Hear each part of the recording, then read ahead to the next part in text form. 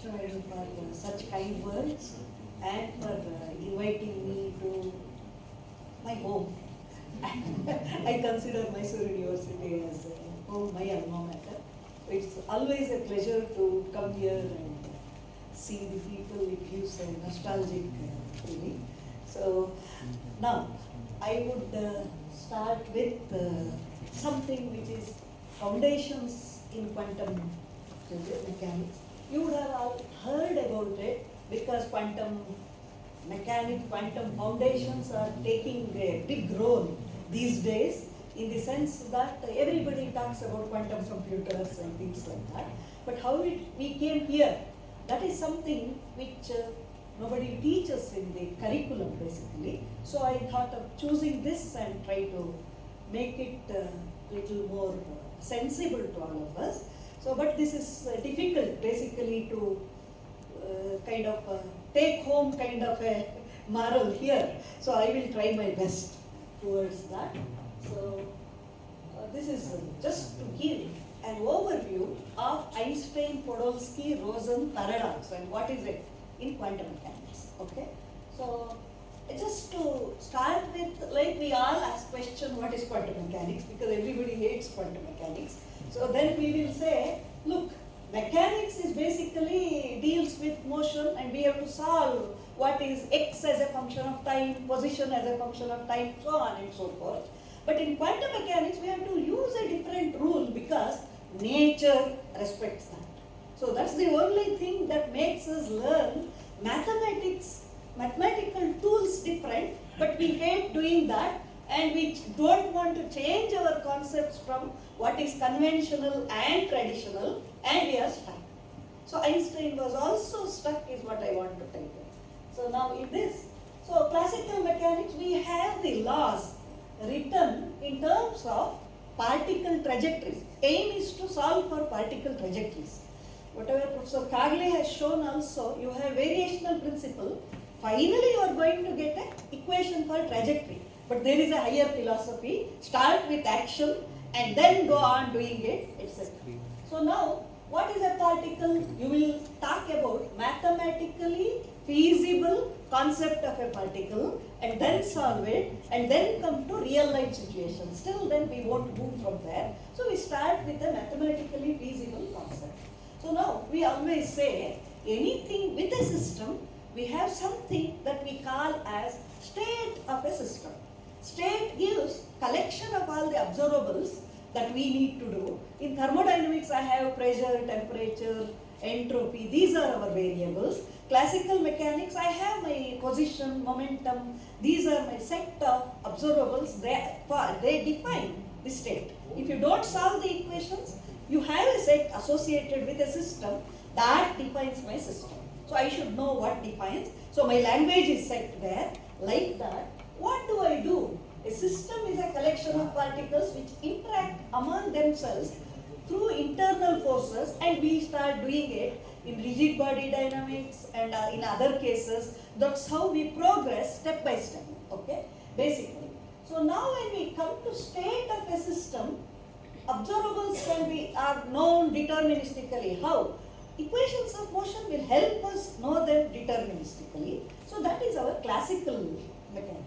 So but time evolution of a state. Okay, I have Newton's second law. Everything is under my control. Deterministic. This time, what is it? State of a system. Everything is well known. Yes? Okay. So, now, we have everything here. So we are comfortable. We don't want to move, but we have to move. So now the question is, what is quantum system? Whatever is a quantum system, it can be a particle or it can be a wave. That's what we teach you. So now, then you start getting confused. What we are trying to tell you is, the mathematics there can give you a representation of a particle, a representation of a wave. Both would appear with the mathematical formulation. Take it. Because we have now gone to kind of a level where we have to start with mathematics, use mathematics, and then interpret. Use that mathematics to say we have both particles and waves. So then we start getting confused, and we use the language of probability theory, law of chance, and this disturbs Einstein, who says God doesn't play dice. So, but do we take it or not take it? That's the debate that we want to talk about. So we have, I would only say, start with a new mathematical tool to learn nature, physics. So Newton started that with some set of mathematics. He invented calculus, but when you start doing calculus, he had to invent it, we had to learn. We had no other go. Like that in quantum mechanics, we have to learn the new tool. That's what we can say. So how did it all start? Wave function is our state of a system. Observable is there. We have to start with a wave function, and all our observables are going to be operators. That is mathematical mapping that I do. In classical physics, I will do mapping of an observable quantity to a function which I am familiar. But observable is an operator or a matrix in a Hilbert space is not digestible until we take it as this is a rule, by it, follow it. Then it becomes a kind of, okay, you keep on working and you will continue to work and you interpret it. Einstein wouldn't like it again. A theory has to have a philosophical thinking. It cannot be simply follow a rule, get the result and check experiment. No, you won't agree with that. But we have to do, and when we do quantum mechanics right now, but when did we come to arrive at such a situation? No, we don't have any other go. Einstein, though he says it, he too has to give up some time. So that's what I am going to tell you. So what are our mathematical preliminaries? When I know theoretical physics, basically, when we start mathematics, people start yarning, basically. I have learned it by my 30 years of teaching mathematics, because it needs a string of logic, one to one, keeps on going. So in the middle, if you leave, you lose the string then. So I just try to tell you some kind of, if I have time, but now I will tell you a joke. Joke is something to do with one of my colleague's son was very young, 4-year-old. He was learning mathematics by counting 1, 2, 3, 4 like that in fingers. And he would say, one, remove, how to learn subtraction, difficult. So he was finding it very difficult.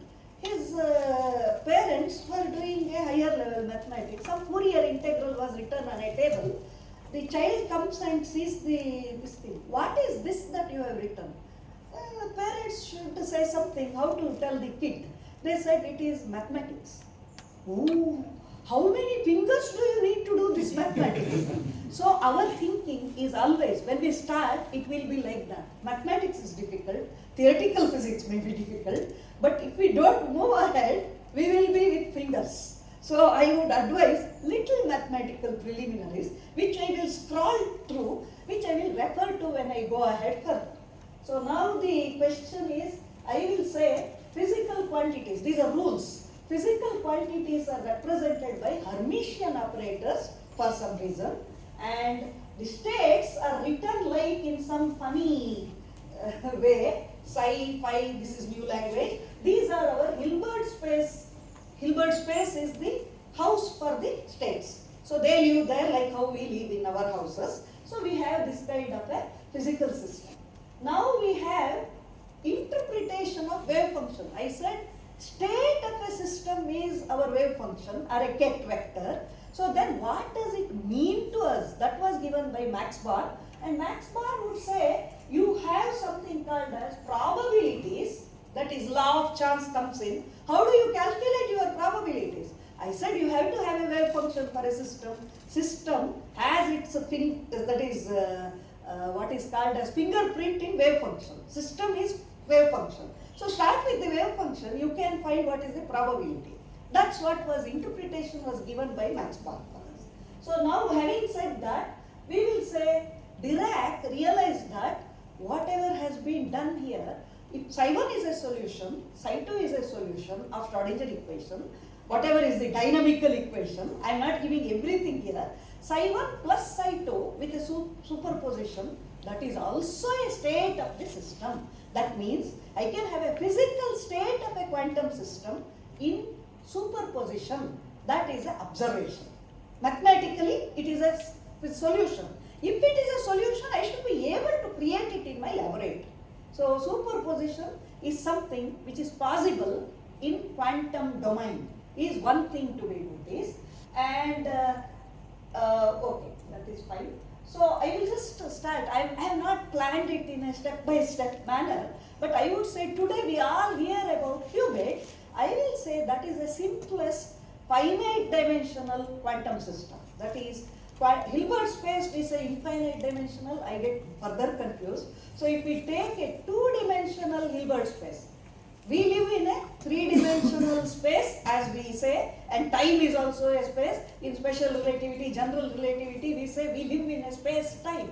Ours is a space-time. That is mathematical understanding. So, but now what we are saying is, we live, a particle lives in its Hilbert space that can be two-dimensional. In that space, I have characterization given by a wave function or a ket. So we will say there is a ket. I want to call it qubit because in computer science or in electronics we have a bit. We used to use that for transmission, Morse code and all other things. We have a dot, dash kind of things which are all kind of coded in terms of bits, 0 and 1. So let us call two-dimensional, psi, phi, I get confused. So let me use 0 and 1, ket. That is a quantum bit. So I will use a quantum bit here, 0 and 1, and superposition is possible, allowed in quantum mechanics. So A times 0 plus B times 1 is also a possible state, while in the bit space of classical physics, you don't have 0 and 1 appearing together, because the theory doesn't allow both 0 and 1, because they are voltage signals. I have off or I have off.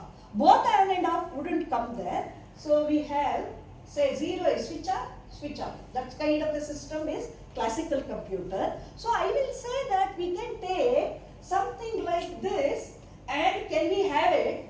If I can have it, I have a different computer. So can we explore it? That's the idea. I am just seeding in an idea. So, but this is the simplest quantum mechanical system, what is called as two-level system, and that starts our thinking in quantum computing. But I am trying to tell you, qubit, notation-wise, qubit is alpha times 0 plus beta times 1. 0 and 1 is taken from my qubit notation, that's all. 0 ket, 1 ket. They are only two things.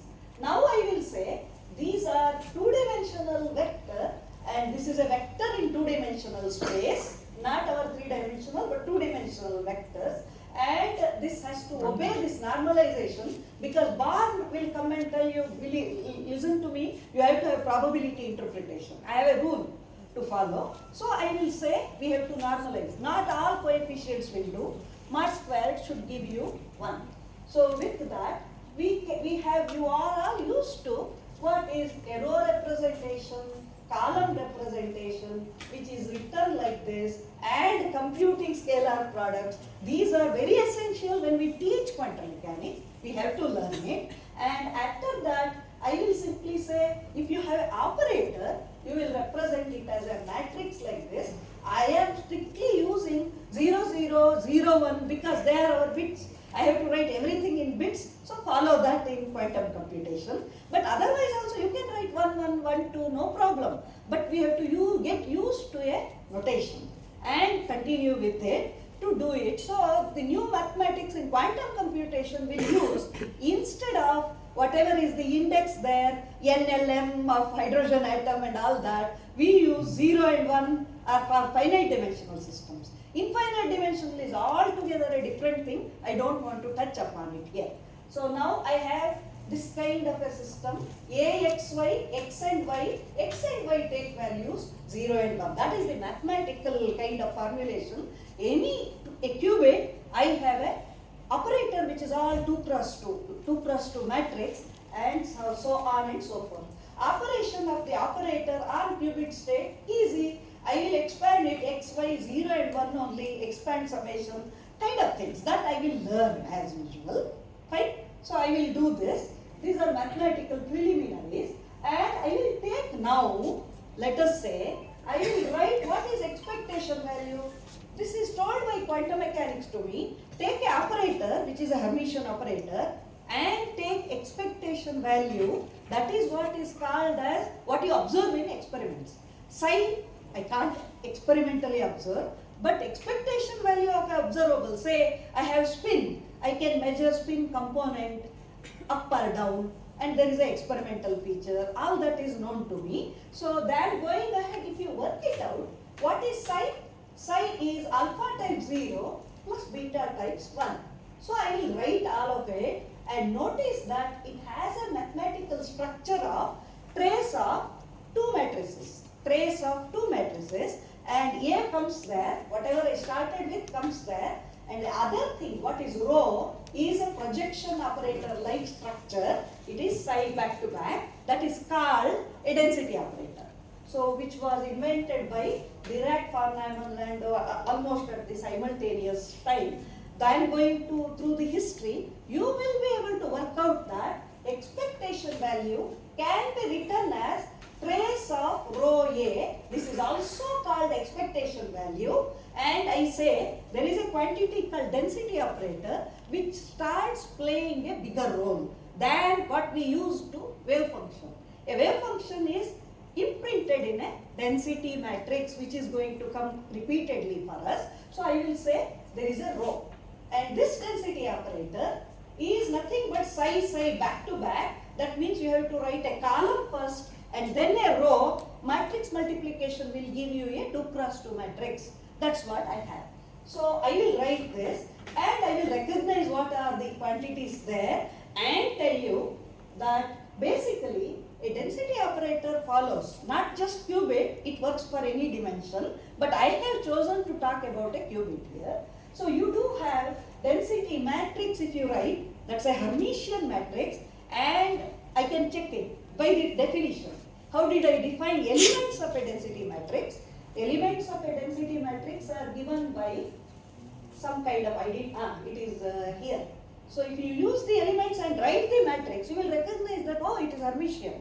So for every time you will recognize that I have to note down the rules for wave function we have done long back. We will note down what is a density matrix. And density matrix is Hermitian. It has trace rho is equal to 1. Sum of diagonal elements is equal to 1. And it is basically a positive definite quantity, which means positive semi-definite in mathematics means I have a matrix, I find its eigenvalues. Eigenvalues are positive definite, means it can be 0 or it can be positive. 0 or anything. And its trace is equal to 1. That means diagonal elements will always have something like probabilities. A density operator carries in its diagonal elements the probabilities which are hidden in the wave function. That is, make one step ahead. That is like, don't start counting mathematics in with fingers. Go one step ahead. You have density operator, which is in your fold now. So once I do that, I will say basically this is one particular property is projection operator. If you write rho as psi back to back, multiply rho with itself, you will get psi in between. I have not written it here. If you do rho squared, you will get psi again. Psi in between is a scalar product, a number that is 1 because it is a normalized one. So you have psi back to back like this, which is rho itself again. So rho squared is rho is called pure state, which I will use later on when I talk about it. So we call pure state, and now I will give you a situation. Situation is classical probability theory, where I have a fair coin. Fair coin means whatever coin we have, we toss it, we get head or tail. Head is 1, tail is 0, let us say. That's classical probability theory. Suppose I keep a fair coin in one place, and suppose I keep another box where somebody wants to win by tossing a coin. They will use modified coin where head comes 90% of the time, tail will be 10% of the time. But the coin looks the same, I can't make out. I give that to you in a different box. There are two boxes, one with a fair coin, other with a biased coin. So now you can't make out. I will mix them such that 60% is fair coin, 40% is a biased coin. And what do? You take anything and toss a coin, you get probabilities. Your luck is good, you will get a biased coin and you always win. Most of the times you win. So that is a trick that I play. But then I will say such a mixing is probability of fair coin with what is the 60% you added, no? 60% of probability, head and tail, half. But if you add it to what is the biased coin, 40% of biased coin. That defines the probability rule in classical theory. Why not I do wave functions also in some other way? I will show you that. What I will do is, my psi I is fair kind. 1, psi 0 is a fair kind. Psi 1 is a mixed biased kind. I mix them. If I can produce them, I can mix them. Add them. That is, I am giving you wave functions in a box where psi 1 is also there, psi 2 is also there. In such a case, I get what is called as a mixed state. So that is what is written here. I can have any number of such wave functions. How many wave functions are there in a single qubit space? Infinitely many. I can change alpha and beta. How? Complex numbers are to be changed. Any way you can change complex numbers, alpha and beta. Correct? How many vectors are there in our three-dimensional space? Infinitely many. Like that, there is in a two-dimensional space, basis states are 0 and 1, no problem. But how many vectors are there? Infinitely many. Each one of them will give me a density operator. Mix the density operator, psi 1 plus psi 2, like that you keep on mixing. You will get what is called as a mixed density operator. That is also possible, is what I am trying to tell you. So once you have it, we will recognize that if you take a mixed state, that is also Hermitian. That is also trace rho is equal to 1, like what we took beginning. Everything is fine, but rho squared is not equal to rho. That is the difference. So we define our physical system as one which is pure state, the other one is a mixed state. That plays a bigger role as one goes ahead with quantum information theory. Right now I will just mention it, and then important example of a mixed state is identity matrix 1/2. It's called completely random. If I toss, that is, it will give you both 0, 0 in one box, 1, 1, and then half. This rho squared, if you do, you will get 1/4 into identity matrix multiplied by identity matrix is identity matrix. But half is there overall. Half squared will be 1/4. So rho squared is not rho. So this is an example. So for example, we will say, tomorrow Professor Mallesh will be talking about states of light. He will tell you unpolarized light is a mixed state. Polarized state is a pure state. So such things will come into picture. So this is just some kind of a lesson. What do we do in quantum mechanics next? So we have to learn about what is a measurement.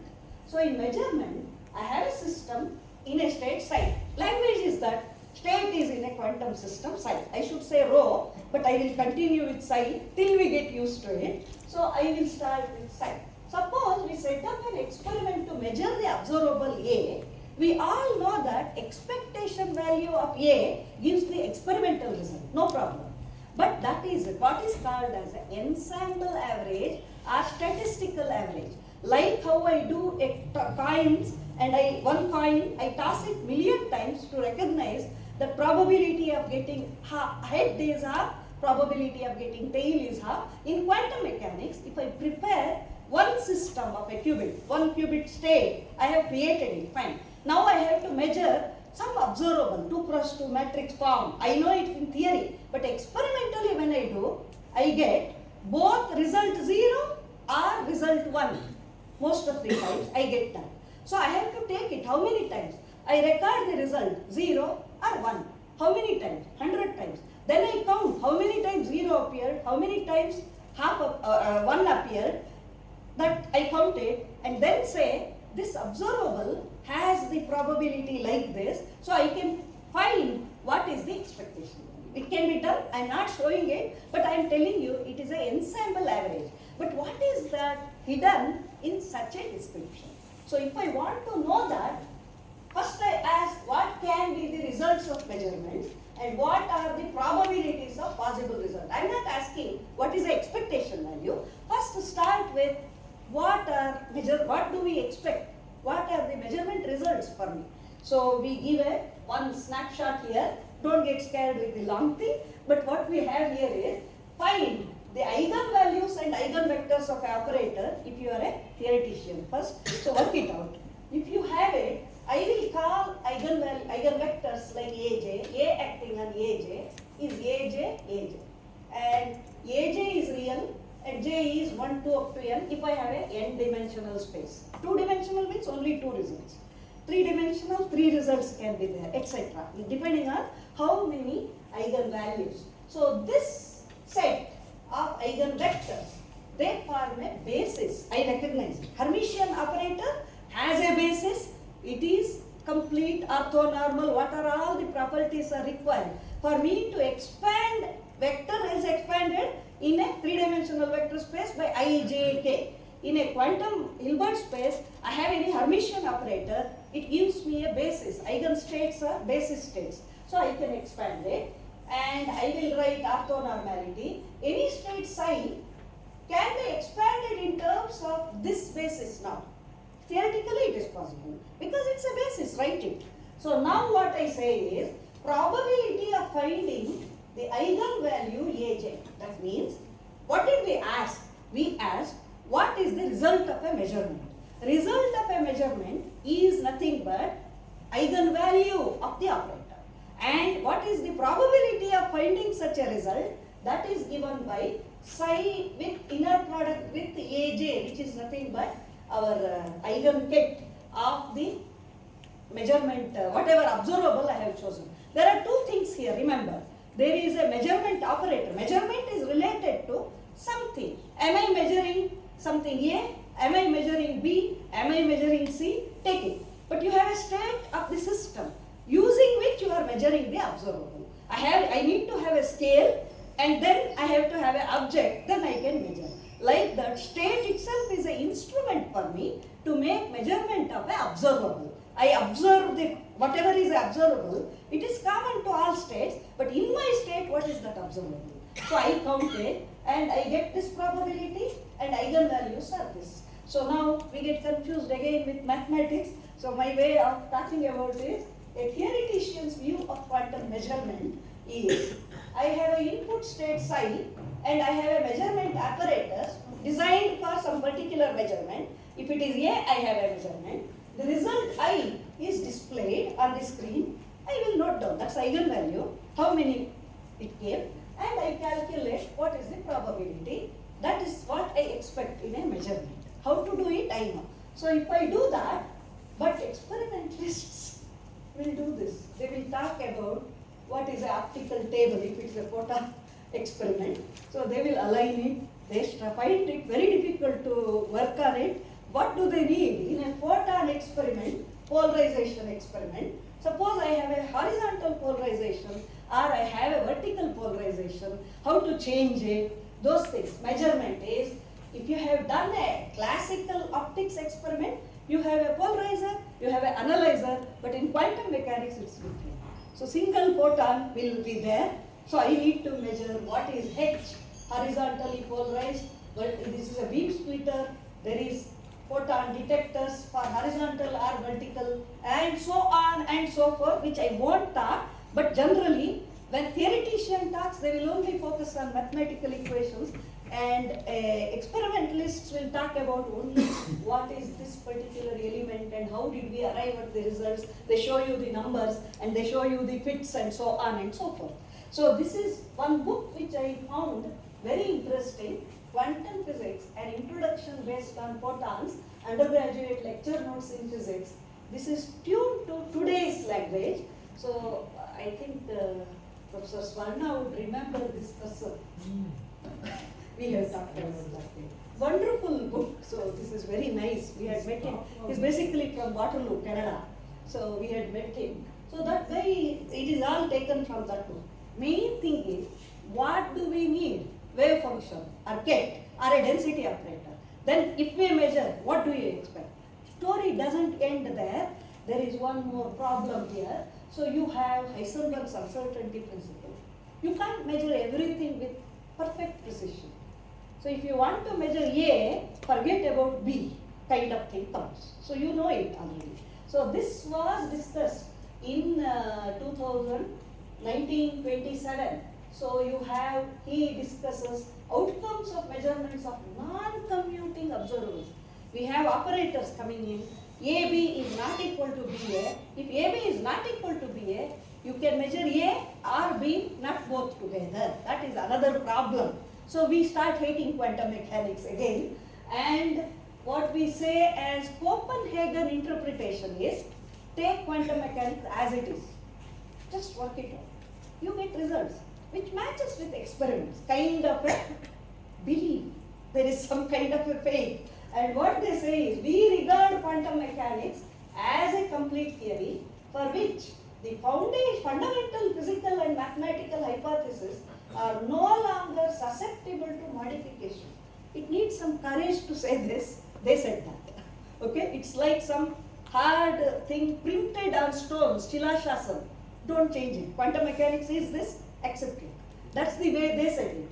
So now, would Einstein keep quiet? He won't. He doesn't like it. He has to bring an opposition to it. That is, he thinks that it's not correct. A theory should not be correct. So in between, I am very fond of this David Mermin statement. David Mermin, when he was learning quantum mechanics, he used to raise a lot of questions in a famous school in Harvard.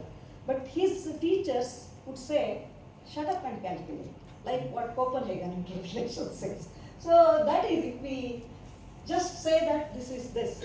But David Mermin did his PhD, he got a Nobel Prize in condensed matter physics. He is established, but he came back to foundations of quantum mechanics. He did lot of interesting works in quantum computation, quantum information theory. There is a book by David Mermin on quantum computation. He has a witty role to take, but it's difficult to read. But if you sit with it and study, you will go beyond counting in fingers and will start learning Fourier integrals also. So now, I will just mention about what is called as entanglement. Only mention. So that is, I have told you about a qubit. It's a quantum state, and what represents it? If you make a measurement, what do you expect to get? All that I said for a single system so far. If I have two systems, that means I have two qubits.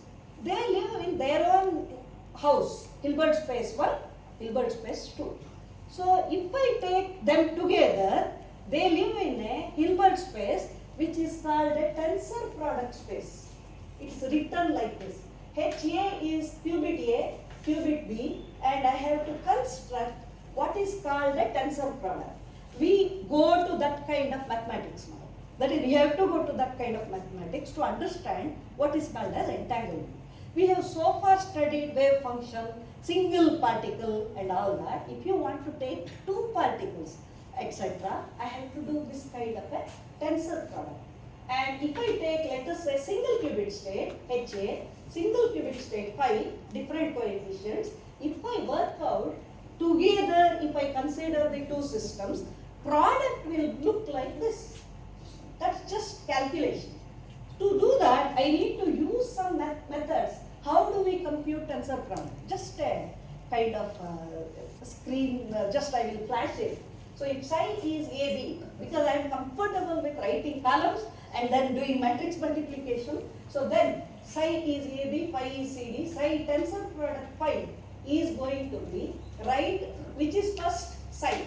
I write A and then write phi, B and then write phi again, A with phi, B with phi. So then I get AC, AD, BC.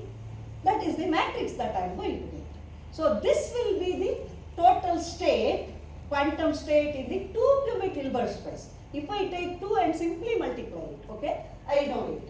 So now 0 into 0, simply it will be like this. So 2-qubit Hilbert space has basis states which are going to be like this, 0, 0, 0, 1, 1, 0, 1, 1.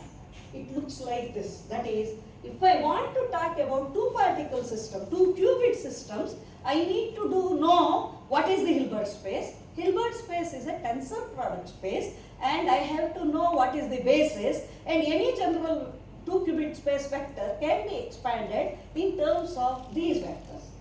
So now I just want to show you operators. How do they look like? Operators, A tensor B. A is a matrix in qubit space, B is a matrix in another qubit space, then it is 2 cross 2 matrices. If A is a n cross n matrix, B is a m cross n matrix, this is very well defined. This is A11, matrix A has A11 multiplied by 2. That is, each element of a matrix A, first matrix, should be multiplied by that matrix. That's only the trick. And you will learn how to write it, what is the dimension, not necessary now, but that's what we do when we have to deal with more than one particle. I can have 3 particles, I can have 4 particles, but this is the kind of mathematics that one should know to deal with more than one particle. So it is simply, if I have to do it, I have just shown how it looks like, okay? If I have to do matrix multiplication of 2 such matrices, then I have to do 1 into that matrix, 2 into that matrix, 3, same matrices, B is same matrix, but these elements will be different. You can do it, it's easy. But what does it represent? It represents an observable in the 2-qubit space. 1 qubit space I have a matrix, other qubit space I have a matrix, but both qubit space, what is the observable for me? It is A tensor B matrices. So I have to learn that, is what I am telling you. I won't use much, but I want to show you what kind of mathematics comes, and some properties. If I have to kind of sit and just do like puzzle solving, I can do many things. So those are used in quantum information theory regularly. I have just listed here. Okay? If you want to solve it, use the definitions, you will get it. I will continue with this kind of definition. It is just showing you. You start with multiplication, learn the definitions, then you can do many things. Hermitian means A is Hermitian, B is Hermitian, tensor product is also Hermitian. If trace of A tensor B, what is it? Kind of things can be realized so that we are ready to enter into the house of 2 qubits or 3 qubits, whatever. So that's what needs Hilbert space of time. Now, I have one simple example to tell you about quantum entanglement. It's very difficult to explain more, but now I will tell you a physical process emits 2 photons. Let us suppose that a physical process is there, it emits 2 photons. Photon 1, photon 2, or photon A, photon B. And I will say one goes to the left and other goes to the right. Photon doesn't keep quiet, it will keep moving. I will see that one is going to the left, I allow it to go through optical fiber or something to left. Another one goes to the right. And what I will do, I will check what is the polarization of the photon. If I have, yes? You are saying one through this, one through that. You mean to say there is no correlation? No, I create it. When I create it, I have some means. How did I create it comes into picture. I have 2 photons. A physical process creates 2 photons.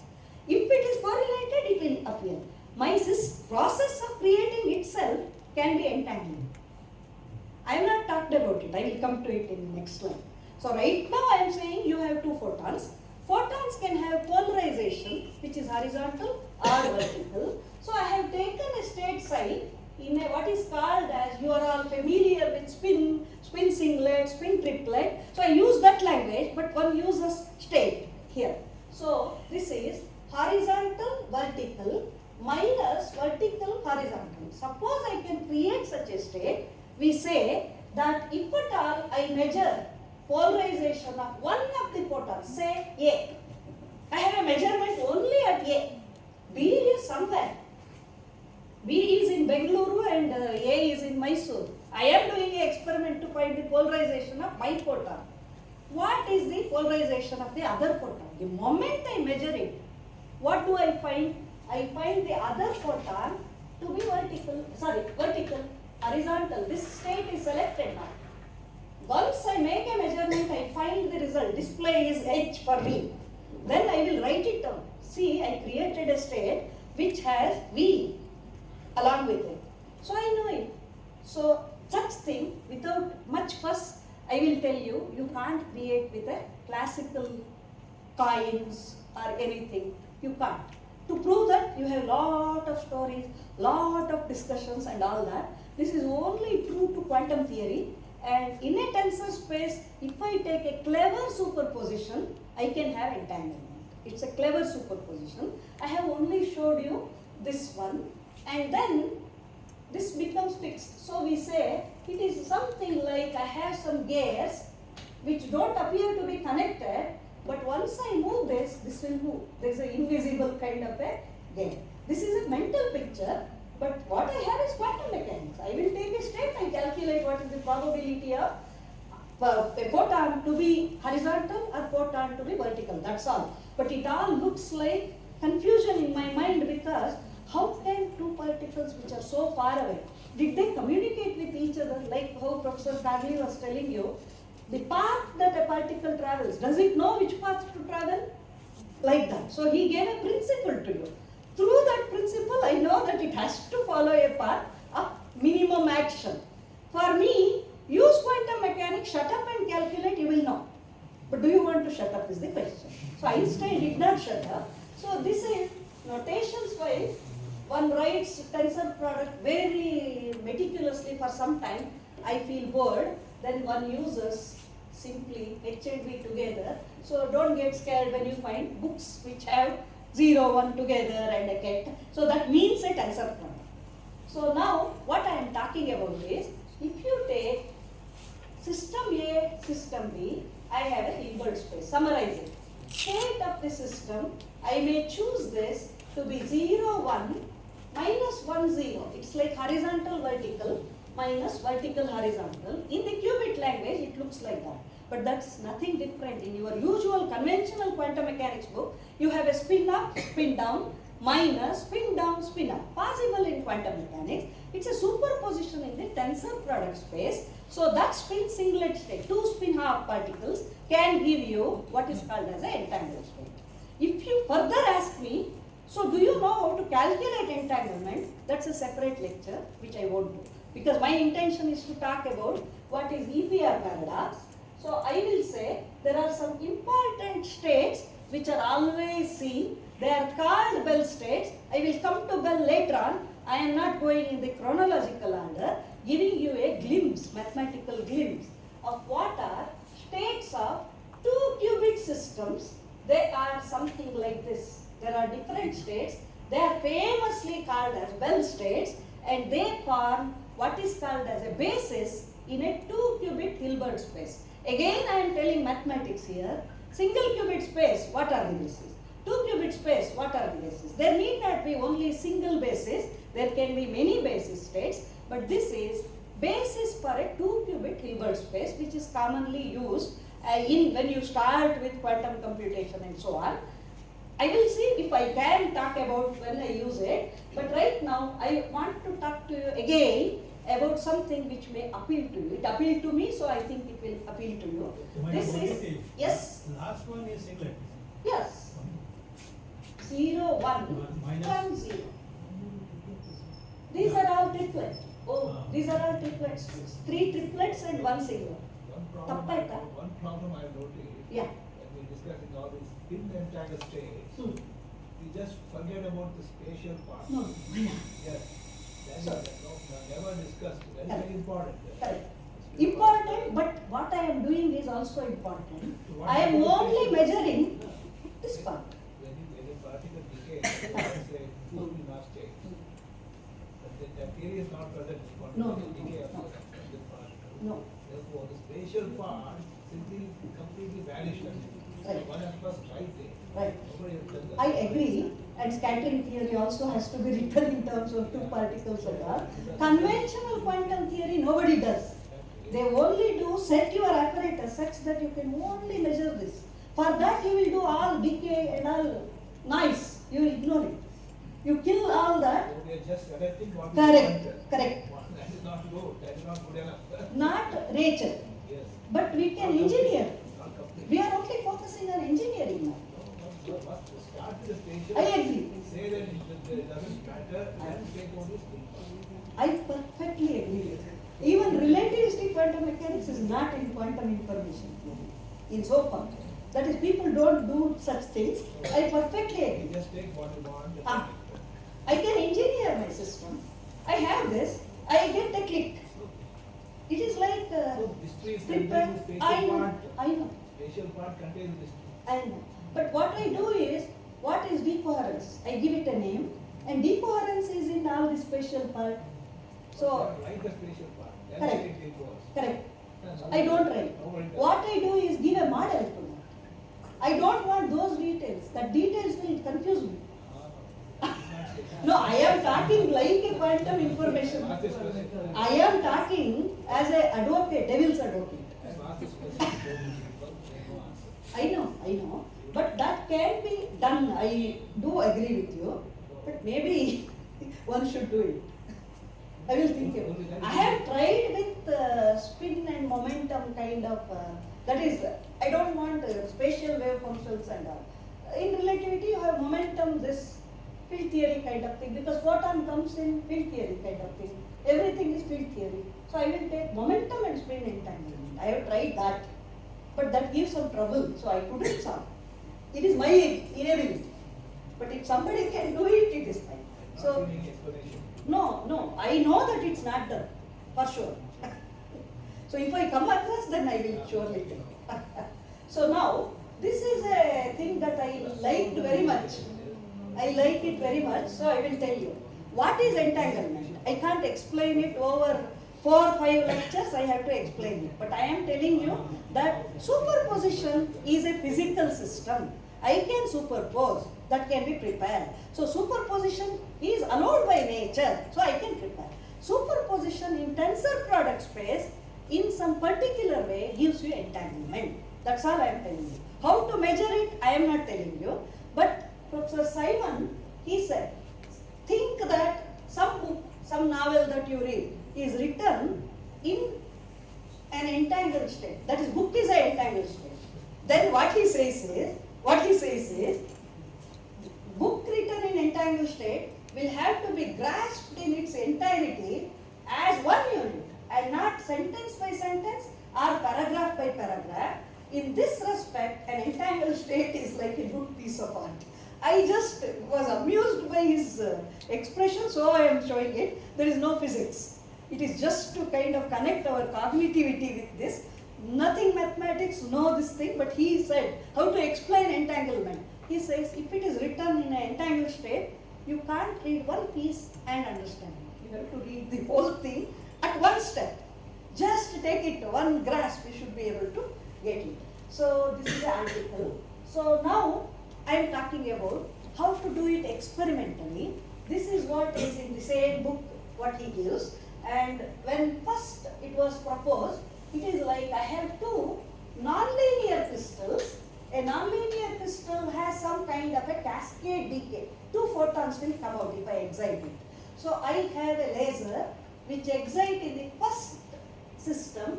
I may have a 2 horizontal photons. That is, it is meant to be horizontal photons. When you excite it, it gives you 2 horizontal photons. Done. Okay. Then I have close to it another crystal which gives only vertical photons. It can be designed. I have a system, cascade decay, only horizontal photons. Another nonlinear crystal has only vertical polarization. So if I have this, because of the distance is adjusted so that there is a constant phase difference phi between HH and VV. This is what is an entangled state. I can adjust the states phi, phase phi, to obtain all 4 Bell states. That is, I can do something to get whatever I listed as all 4 Bell states.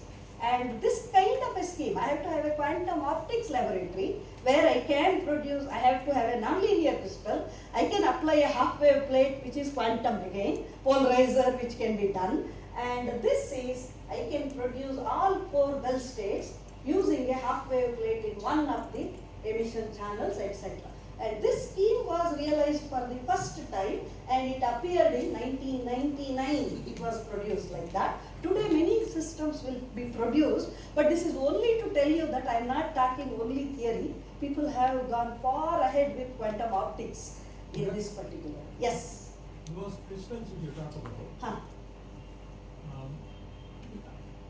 with a particular crystal, nonlinear crystal. If you are doing a frequency down conversion, or Frequency down, yeah, with one single crystal you get 2 photons. correct. Starting, or you use 2 photons. then you get Single laser will give you 2 photons outside with all energy conservation and all that. Yeah, Right. so what are you telling here? Now Use there of are two crystals. These 2 photons will come and then simultaneously, almost simultaneously, because laser has so many things. It will also excite the next one. HHVV, whenever they come, I will select them.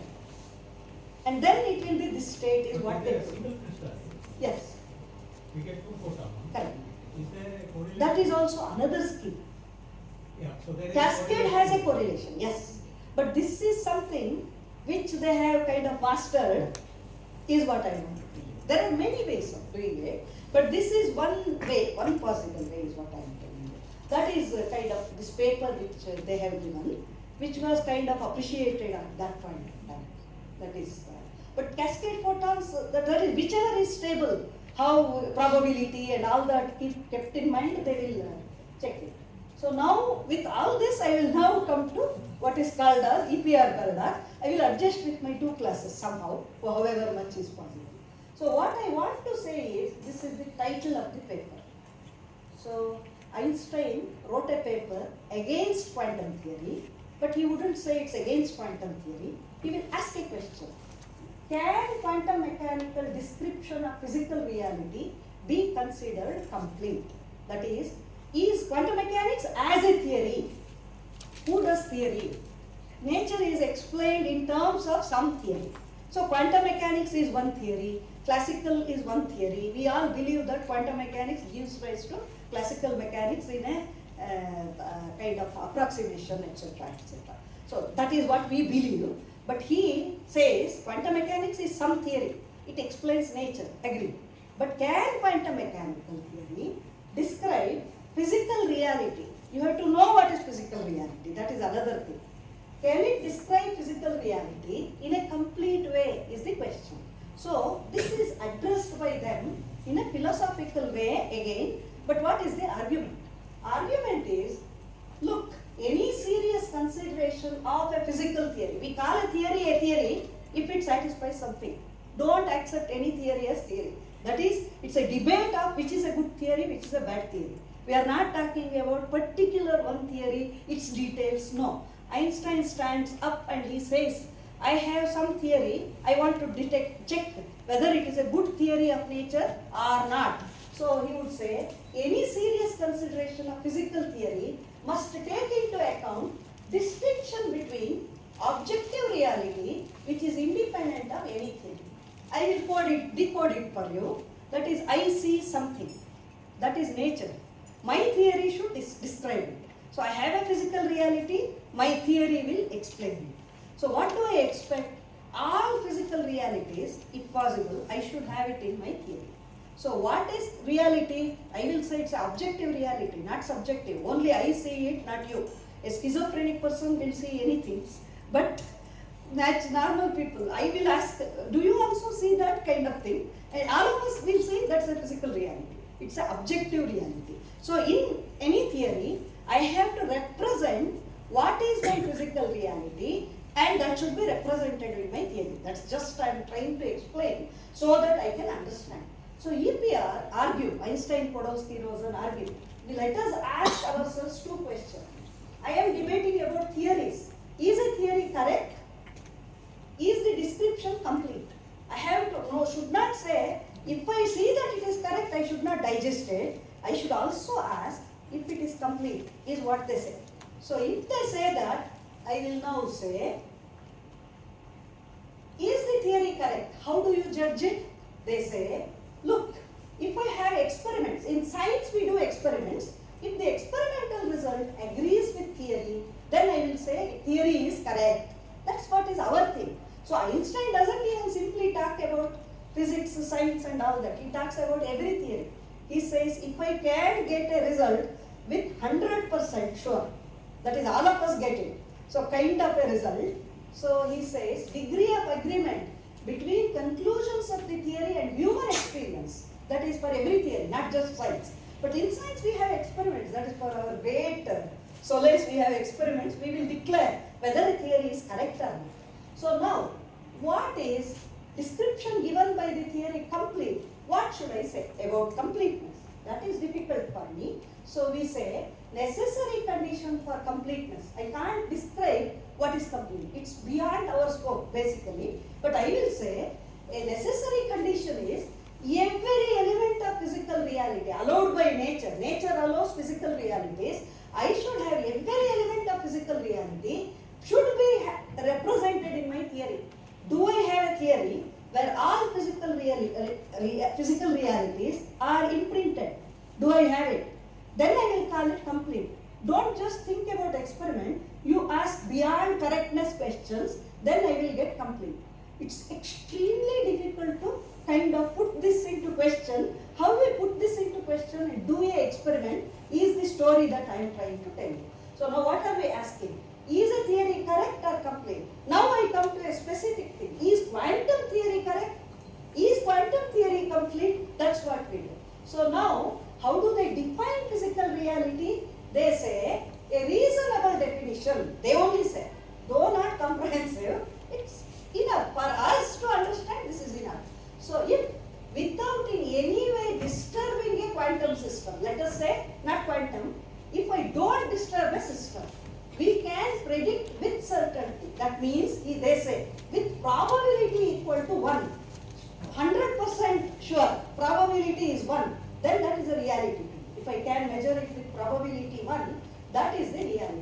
If I can find the value of a physical quantity, every time that is probability is 1, then I am sure it exists. So I will call that as my reality. If you show me that this is 100%, I will agree that I have a reality. So now, what we know in quantum theory, come to quantum theory. So far general theory is explained. General objective reality is told. Come to quantum mechanics, we say momentum of a particle is known, then don't measure position. That's what is quantum theory.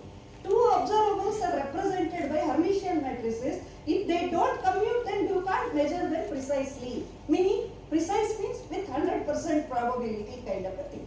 So if you have this, more generally, it is shown in quantum mechanics that if the operators A, B corresponding to two physical observables do not commute, then the precise knowledge of A prevents me to know knowledge of B. So if A and B are two observables, which is my reality then? Question. If one is reality, other cannot be a reality. We can read it. So they say that. If A has an element of physical reality in quantum theory, then B cannot have an element of physical reality. Conclusion. We concluded, he also write, EPR also write it. So once they say that, therefore we make two possibilities. It's a logic that I am presenting. So if you say that quantum theory cannot have simultaneously A or B, I have to only take A, put it in my theory, imprint it as a physical reality and keep on going ahead. But what they say is, the quantum mechanical description of reality is not complete. That is one hypothesis. I make two hypotheses which is feasible for you. I can either say it is good or it is not good. Okay? Let us assume that quantum mechanical description is not complete. So I have to give up quantum mechanics. It's not a good theory. It's not complete, give up. Or I will say, no. When the operators corresponding to two physical quantities, when they don't commute, the two quantities cannot have simultaneous reality. Quantum mechanics is complete, but you don't take two of the non-commuting observables. They are not both physical realities. One of the two, I give you a choice. Which do you take is the question. Okay? I give you either this or this. Okay? If I say this, I stop talking about quantum mechanics because it's not complete. But I have to talk about quantum mechanics, so I choose this. That means I will say, we will continue with quantum theory. It is a good theory. Only problem is you cannot give simultaneous realities to two physical quantities which do not commute. In mathematics, they are not commuting observables.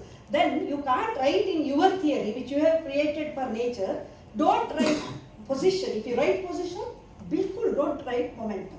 That kind of a thing has to be taken care. So now, notice that if I negate option 1, I will not agree with this. What does that mean? It means quantum theory is correct. It gives a complete description. That's the way I design my questions. It's a twisted philosophical argument. That is, if I say first one is negated, no, ruled out. I want to continue with quantum theory. What does that mean to us? It means quantum theory gives a complete description of nature, but I have to follow this rule, is the idea. So let us take that, because I want to see that quantum mechanics is good, I want to believe it. Einstein wants to believe it, but he doesn't like it. So let us say he believes it. Now he starts with one particular example, that's called a thought experiment. He starts with a thought experiment, famous Einstein's Gedanken experiments. So what he says is, now come, you consider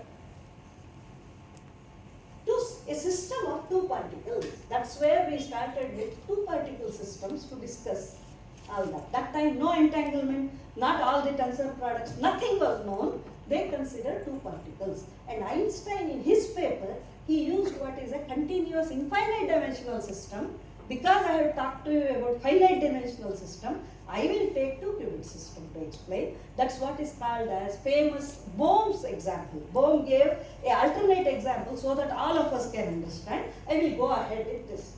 So this is state of the system which I have already shown you. That is this state. I will start with this state. What Einstein, Podolsky, Rosen say in this translation is, prepare a system, two particle system. So one of the that is two particle system, I know only wave function, I don't know density operator, I don't use anything. That is I am telling you, but I will write this kind of a state. So if I write this, and what do? I can see that there is some very curious properties which will help me to understand. So you know that 0 and 1 I write, but in which 0 and 1 are quantum mechanical properties. Suppose I take a spin half particle, it has a quantization axis, I hope everybody knows. I generally take it as z-axis basically. But I could have taken, who defines z-axis for you? I could have taken x-axis as my quantization axis, y-axis as my quantization axis, no problem for me. I would write this particular state, it is invariant under different coordinate axis. That is, this can be worked out. I am not showing it, but the singlet state, if you do a rotation of x to z, z to something, so it will be invariant. That's a property. Just remember. That is, I could have written this as z means the 0 refers to plus 1 eigenvalue of sigma z. 1 refers to minus 1 eigenvalue of sigma z. What am I assuming here? 0 and 1 are corresponding to spins. Spin components are sigma x, sigma y, sigma z, three components. And sigma x eigenvalues are plus 1, minus 1. So I already told you measurement results are eigenvalues.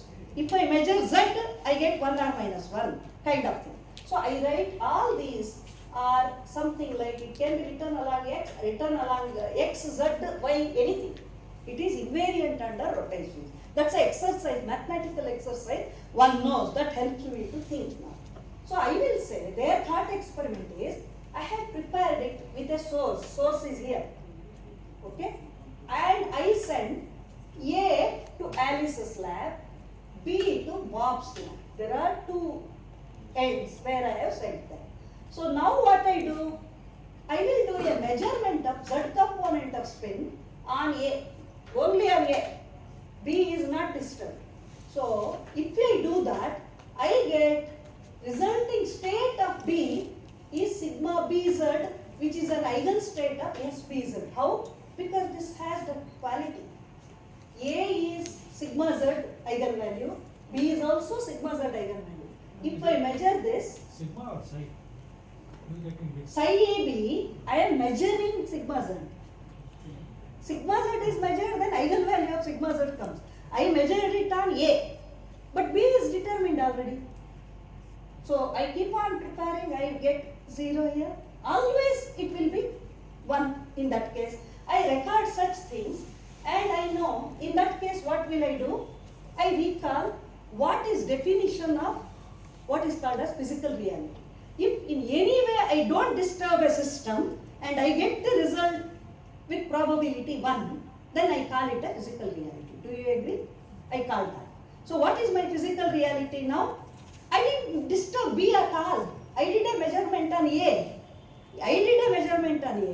I can understand what is result of B. So I will record SBZ, that is Z component of B. I didn't disturb it. I got the result. So SBZ is a reality of system B. I didn't disturb it, so it is reality of system B. And then now, I will give you another scheme. Okay, you have the system, measure X component of RA. Don't touch B at all. So, look at it.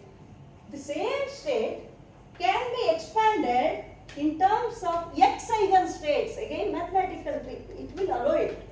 In terms of X eigenstates, I am measuring Sx, write it in Sx. So, I get this. So, I do find that it is going to be precise prediction for the observable Bx. So, I should write Bx also as a reality with that experiment. Now, I will say, whether I measured it or not on A, I should have these as realities. Because I didn't touch B at all. So, these should be realities always. So, what did I conclude now? SBx, SBz are realities for B.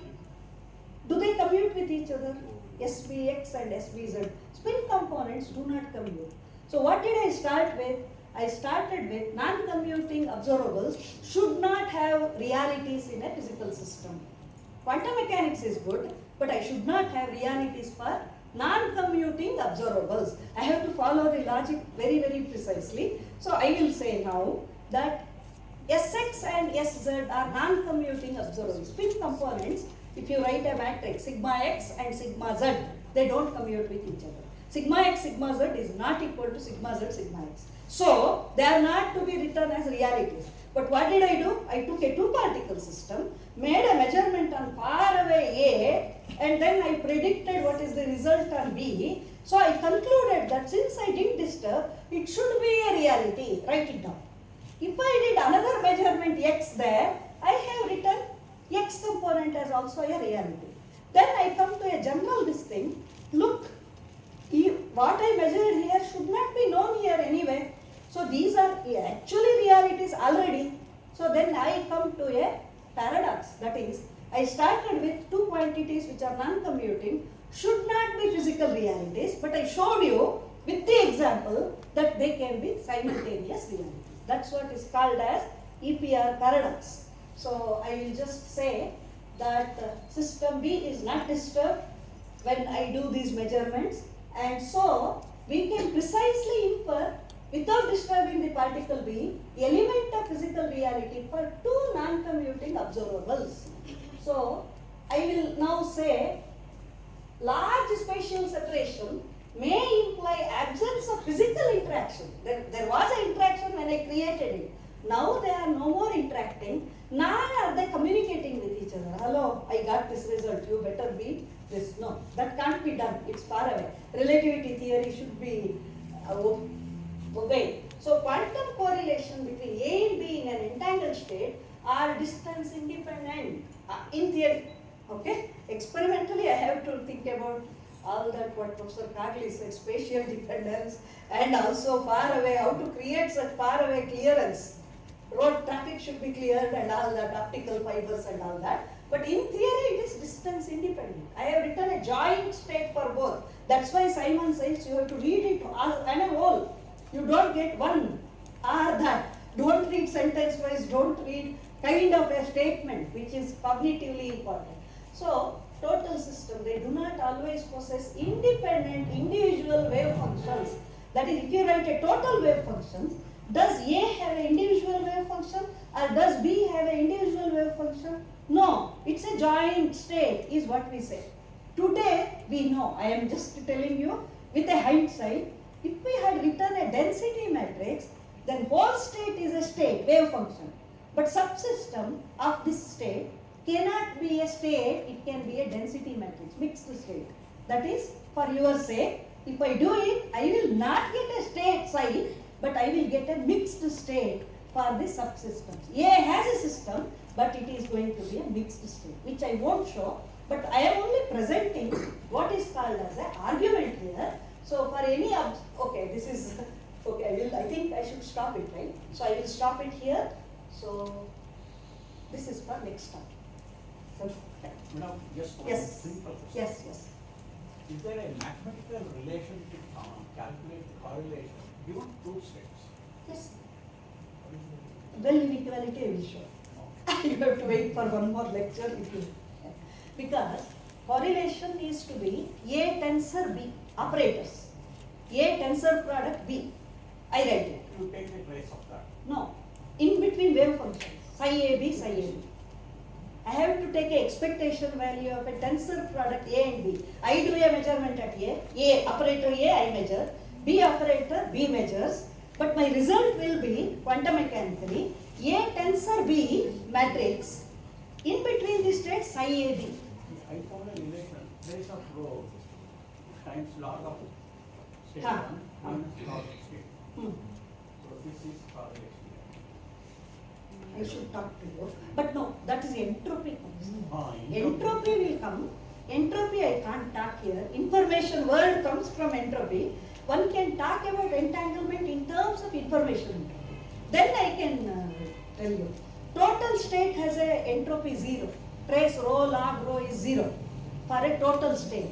But subsystem state has entropy, trace rho A, log rho A, that's non-zero. So it just tells you that if I have a whole system, entropy is 0. It's very well ordered, but subsystems are disordered. So that is a classical probability theory wise. Classical probability theory has no example of that. That can be shown very well. So I should think about entropy then. That is another way. What I am talking to you is state, psi. If you write a state, do you have a state psi for A, B? Einstein was kind of looking for it. Maybe he didn't use density matrix theory. There is no state for this. So independent states are not there. How can they talk to each other? Kind of thing. I don't know. But there is a density matrix for it, for two of them. So if I make a measurement on this, and this is not going to be disturbed actually, unless they communicate, phone and tell I got it. It won't come. But what I am telling you is a different. It's philosophically complicated in some sense, but mathematically or argument-wise, very clean argument. Einstein's argument. I find that so very neat, step by step, clean. We started with quantum theory is good, but no simultaneous realities. He gives a quantum example and proves that there exists simultaneous reality. So it's a paradox. I start with one premises, but I end up with opposing that premises, negative that opposite thing. So that's what is called as Einstein-Podolsky-Rosen paradox, and that would conclude that give up quantum theory because it's not complete. Okay? How did we get back to quantum theory is the next talk. Well, So provided you believe in objective reality. correct. Correct. So that I want to. Yes. Thank you.